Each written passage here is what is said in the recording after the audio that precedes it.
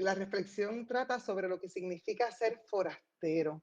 Y es algo que hace muchos días me está inquietando en mi mente, ¿verdad? Esta reflexión, aunque es breve, pero pienso sobre ese término, lo he escuchado en algunos momentos y he tratado de profundizar sobre él y es lo que quiero compartirles. ¿Qué significa ser forastero desde el punto de vista literal y simbólico? De manera literal, según el diccionario, ¿verdad? Significa que estás en un lugar ajeno, que eres de otro lugar. Quizás en este momento no seas extranjero en un país, quizás sí. Quizás estás en un lugar que no es tu tierra, sea porque estás de viaje o porque te has mudado, o tal vez no, ¿verdad? Pero todos en algún momento hemos estado en algún espacio físico, emocional, con el que no nos identificamos, que no nos pertenece, que nos sentimos extraños o vulnerables. ¿Y qué hacemos en ese proceso? ¿Cómo lo enfrentamos? Y por ahí es donde va mi reflexión, ¿verdad? Quiero contarles una historia, yo soy cuentista, me encanta contar, quiero contarles una historia y para eso voy a usar de ejemplo un suceso bíblico en la vida de Moisés, que es un personaje que prácticamente todo el que conoce algo de Biblia sabe quién es Moisés, ¿verdad? Muy tradicional, pero lo que es sorprendente es cuánto podrías tú que me estás escuchando identificarte con esa historia. Y voy a compartirles una cita bíblica bien breve que está en Éxodos 2:22 y la voy a leer como está en la Biblia en la versión tradicional. Y ella le dio a luz un hijo y él le puso por nombre Gersón, porque dijo, forastero soy en tierra ajena. Como es tan breve, la voy a repetir rapidito. Y ella le dio a luz un hijo, ella le dio a luz un hijo. Y él le puso por nombre Gersón, que quiere decir forastero soy en tierra ajena. ¿Y a quién se refería?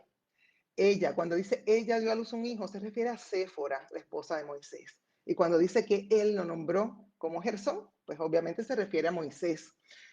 Y él utilizó su condición de forastero para nombrar a su primogénito. Te explico brevemente por qué. Antes de ese suceso, voy a acercar un poquito aquí mis notas porque quiero también estar pendiente de verlos a ustedes.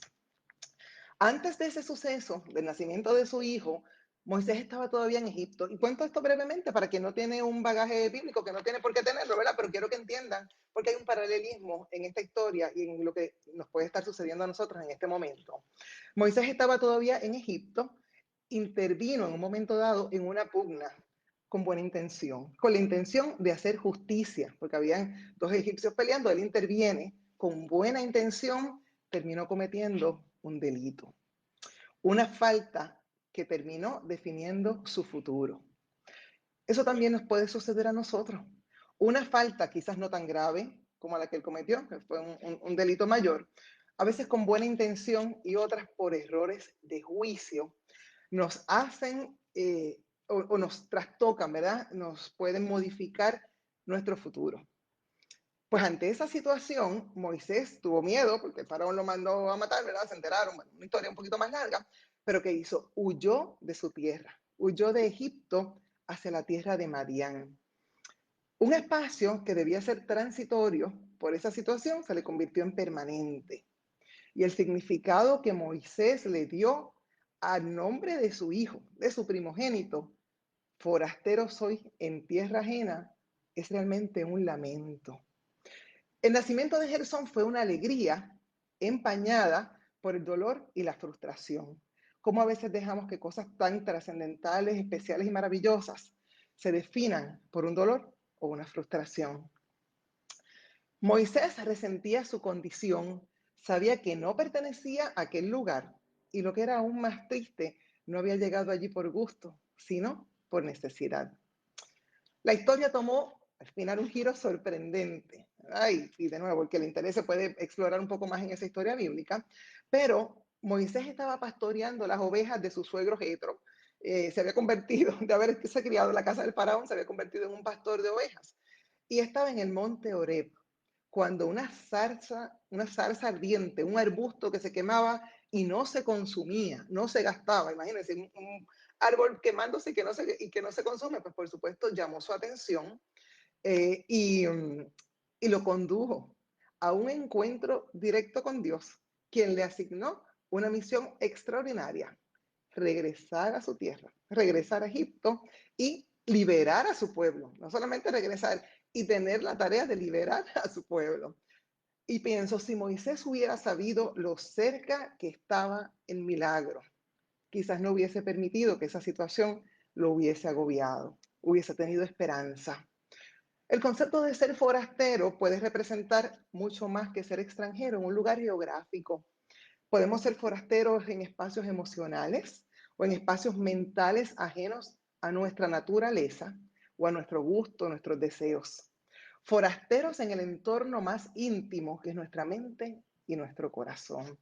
No sé cuántos se han sentido así, yo creo que es de humano, ¿verdad? Todos en algún momento me parece que hemos tenido una sensación de estar como forasteros, de estar desubicados, como extraños en un lugar que no nos pertenece. Pero hay buenas noticias, ¿verdad? Podemos sentirnos así por varias razones, sea porque atravesamos un evento dramático que nos ha sucedido, o porque estamos fuera de nuestro país, literalmente como extranjeros.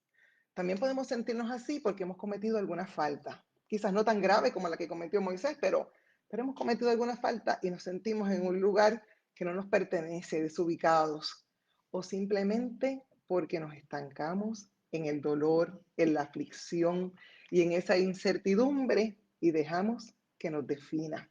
Y ahí nosotros tenemos mucha responsabilidad porque cuando decidimos victimizarnos de algún modo y estancarnos. Quizás con toda la razón, quizás tenemos una situación que nos ha llevado a ese punto, pero decidimos quedarnos ahí y no movernos y no evolucionar, entonces nos quedamos en un lugar transitorio de manera permanente.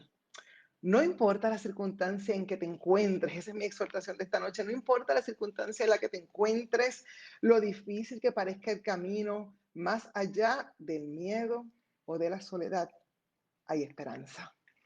Y cuando cuento estas cosas, las cuento como un testimonio, porque yo he pasado por todas esas etapas en algún momento de mi vida. Quizás no a ese nivel, ¿verdad?, de gravedad, pero las he experimentado y hablo, como dicen, con un conocimiento de causa. Conozco lo que es ser forastero en una situación o en un estado emocional particular, o en una situación incluso de vida. Y sé que siempre hay esperanza, aunque a veces el camino nos parece tan oscuro que no vemos una luz ni siquiera al final del camino. Así que termino diciéndote que no permitas que esa situación transitoria se convierta en permanente.